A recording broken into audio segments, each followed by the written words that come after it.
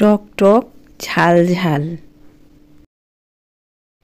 Evergreen 757 চ্যানেলে আপনাদের স্বাগত। আজ পুঁটি মাছ দিয়ে জলপাই দিয়ে একটা চাটনি করব, টক চাটনি। ভিডিওটা সম্পূর্ণটা দেখার জন্য অনুরোধ রইল। Please like, share and subscribe please please.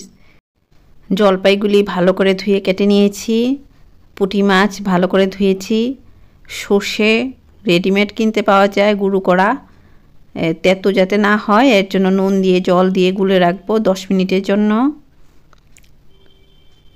Room টেম্পারেচারে জল দিয়ে চামচ দিয়ে নুনটা আর সর্ষেটা মিশিয়ে নিলাম। 10 মিনিটের জন্য থাকবে এটা এভাবে। মাছ হলুদ নুন মাখিয়েছি।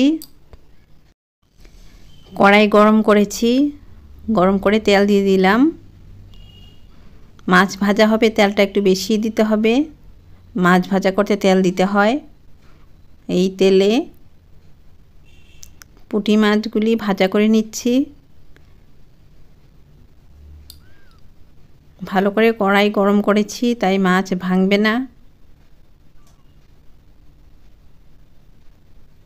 এইভাবে উল্টিয়ে পাল্টিয়ে মাছগুলি মিডিয়াম ভাজা করে নেব। একটু ঘষে নিতে হয়, অনেক সময় লেগে যায়। এভাবে রান্না করাটাও একটা পার্ট, রান্নারই পার্ট। এগুলি এভাবে উল্টিয়ে পাল্টিয়ে ভাজা করে নিচ্ছি। এখন এগুলি এখান থেকে তুলে নিলাম।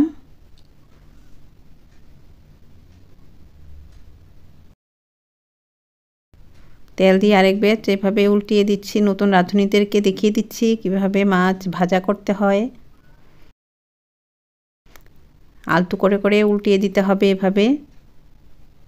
নতুন রাঁধুনিরা এভাবে শিখে নেবে। এরকমভাবে আমি যেভাবে করছি এভাবে মাছ ভাজা করতে সহজ হয়, মাছ ভাঙবে না।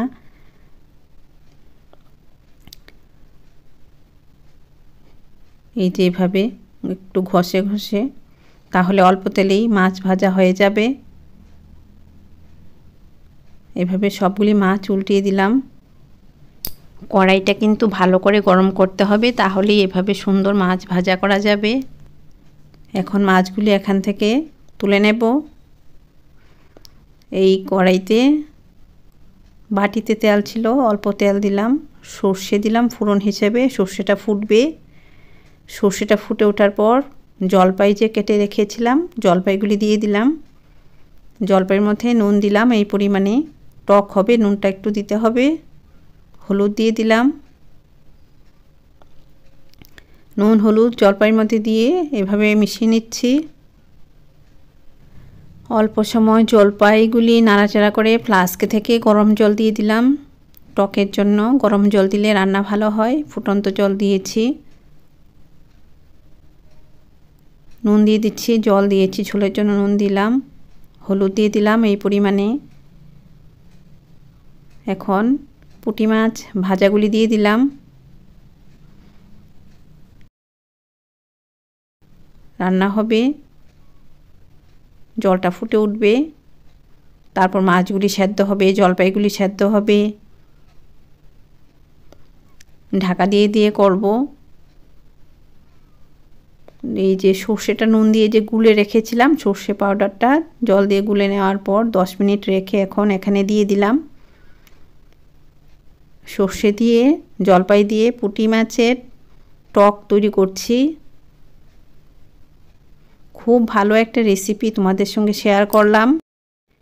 নতুন রাঁধুনিরা যারা দেখছো প্রথম, প্লিজ সাবস্ক্রাইব করে নাও। ভালো ভালো রান্না আছে এভারগ্রিন 757 চ্যানেলে। ভালো ভালো রান্না করে খেতে পারবে, সবাইকে খাওয়াতে পারবে, সবাই প্রশংসা করবে। এভারগ্রিন 757 চ্যানেল সাবস্ক্রাইব করে নাও, বন্ধুদের মধ্যে শেয়ার করো। এভাবে জলপাই আর পুঁটি মাছ সেদ্ধ হচ্ছে এই ফ্লেমে।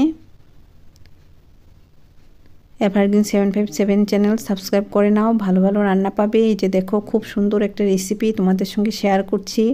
পুরনো বন্ধুদেরও স্বাগত জানাই। এভাবে দেখুন ভালো ভালো রান্না আছে, এভাবে তৈরি করে নাও। এটা আমার ইচ্ছে। আপনারা ভালো থাকুন, সুস্থ থাকুন। ধন্যবাদ।